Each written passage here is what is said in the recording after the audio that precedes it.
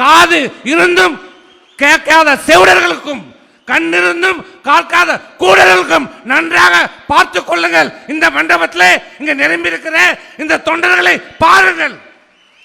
எங்கடா இருக்குது இங்க? எங்க இருக்குது கருத்து வேறுபாடு? எங்க இருக்குது சலசலப்பு? சலசலப்பு வராதா? கருத்து வேறுபாடு வராதா என்று எண்ணிக்கொண்டிருப்பார்கள். இங்கே பாருங்கள், இந்த எழுச்சியை பாருங்கள். இதுதான் 2026 நம்முடைய அம்மாவுடைய ஆட்சி எடப்பாடியார் தலைமையில் அமைவதற்கான எடுத்துக்காட்டு. அவர்களுக்கு தெரியும் நம்முடைய பலம் நமக்கு தெரியுதே இல்லையோ, திமுகவுக்கு தெரியும். அண்ணா திமுகவுடைய தொண்டனுடைய பலம் திமுகவுக்கு தெரியும். இந்த அண்ணா திமுக கடைசி தொண்டன் இருக்கிற வரை இந்த அனைத்து இந்த அண்ணா திராவிட எந்த கொம்பல்ல 100 கருணாநிதி வந்தாலும் ஒன்றும் செய்ய முடியாது.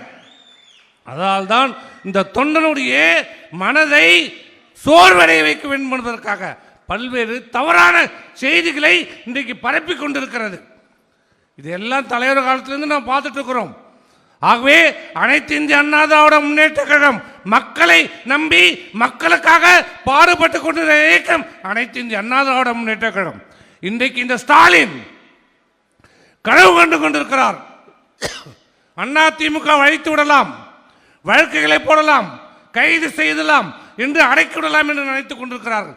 இங்கே நம்முடைய முன்னாள் அமைச்சர் திருமதி வளர்மதி அவர்கள் பேசும்போது சொன்னார், அவர் வரலாற்றில் இருந்ததெல்லாம் சொன்னார். ஏன் வரலாற்றுக்கு போகணும்?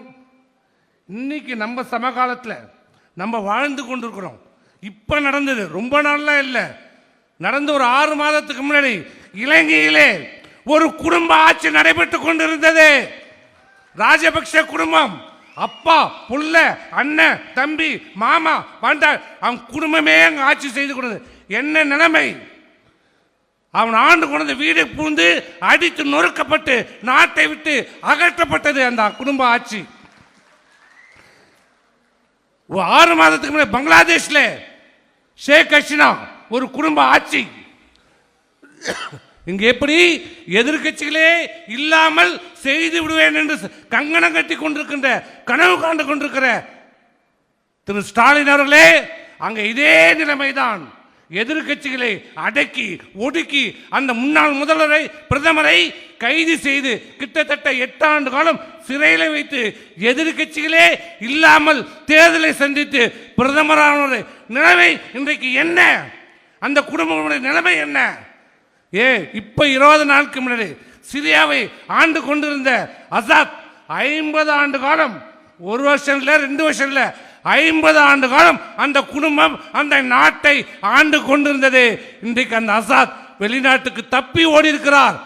மக்கள் பொங்கி எழுந்து அவருடைய அரண்மையை அடித்து நொறுக்குகிறார்கள். அந்த அசாத்துடைய தலையை வெட்டி செருப்பால் அடிக்கிறார்கள். அந்த நிலைமை மக்கள் பொங்கி எழுந்தால், ஏற்கனவே எழுந்ததால் தான் உன் மீது சேரடிக்கப்பட்டது. மக்கள் பொங்கி விட்டார்கள், மக்கள் எழுந்து விட்டார்கள், மக்கள் எழுச்சி அடைந்து விட்டார்கள்.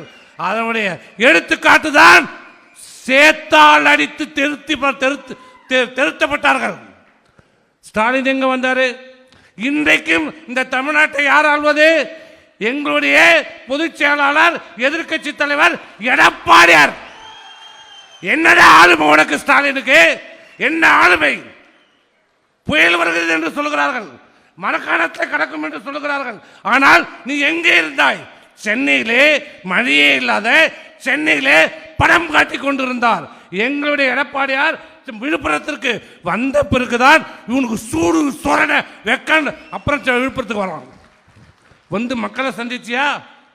ஒரு கல்யாண மண்டபத்தில் உட்கார வச்சுட்டு அங்கே பார்த்துட்டு போற. மக்களை சந்திப்பதற்கு எப்போது நீ அஞ்சுகிறாயோ அப்போதே நீ தோத்துட்ட. அப்பயே நாங்கள் ஜெயிச்சிட்டோம். தேர்தல் தான். ஆகவே வருகை தந்திருக்கின்ற செயற்குழு பொதுக்குழு உறுப்பினர்கள், வர இருக்கின்ற சட்டமன்ற தேர்தல், மீண்டும் அம்மாவுடைய அரசு நம்ம எடப்பாடியார் தலைமையில் அமைய வேண்டும் என்றால் அனைவரும் ஒற்றுமையாக செயல்பட வேண்டும்.